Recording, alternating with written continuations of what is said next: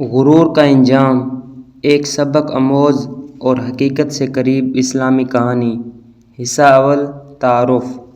یہ بغداد کے قریب واقع ایک گاؤں کی کہانی ہے۔ گاؤں کا نام نور آباد تھا، جو اپنے سرسبز کھیتوں، بہتی نہروں اور سادہ دل لوگوں کی وجہ سے مشہور تھا۔ یہاں کے لوگ اللہ کے شکر گزار تھے اور ایک دوسرے کا خیال رکھتے تھے۔ مگر اسی گاؤں میں ایک شخص تھا جس کا نام حارث بن نعمان تھا۔ حارث ایک مشہور اور دولت مند تاجر تھا۔ اس کی تجارت بغداد سے شام اور مصر تک پھیلی ہوئی تھی۔ اس کے گودام قیمتی ریشم، سونے اور چاندی کے زیورات سے بھرے رہتے، لیکن دولت نے اس کے دل کو سخت کر دیا تھا۔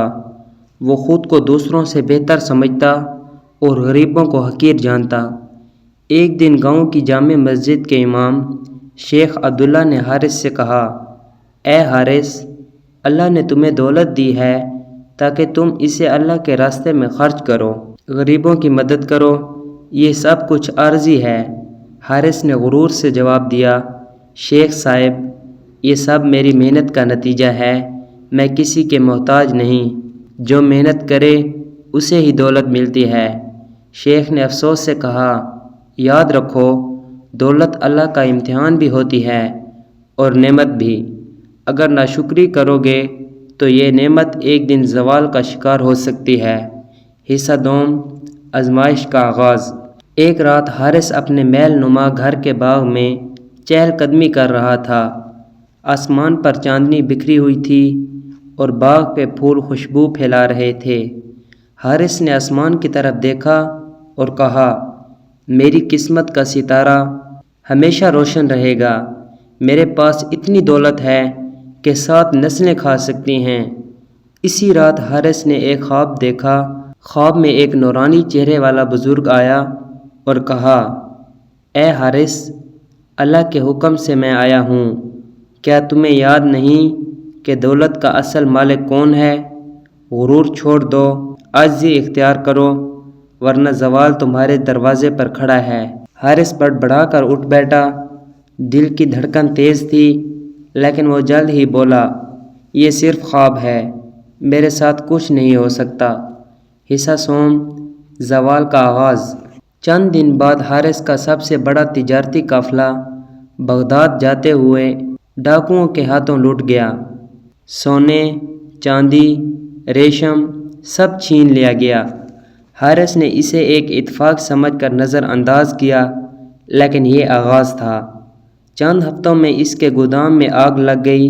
گودام میں موجود سارا مال جل کر خاکستر ہو گیا۔ اس کے بعد بازار میں اس کی تجارت کی ساکھ گر گئی۔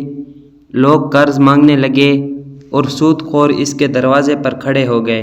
حارث جو کبھی غریبوں کو دھتکارتا تھا، اب خود محتاج بن گیا۔ حصہ چہارم، سبق اور توبہ۔ ایک سرد رات حارث نے فاقے سے تنگ آ کر دروازے پر دستک دی۔ دروازہ کھلا تو سامنے وہی فقیر کھڑا تھا جسے اس نے ایک دن دھتکارا تھا۔ فقیر نے مسکرا کر کہا، آؤ حارث، آج تم میرے مہمان ہو۔ یہ دنیا کی دولت ایک سراب ہے، اصل دولت تو اللہ کا قرب اور عاجزی ہے۔ حارث کی آنکھوں سے آنسو بہنے لگے۔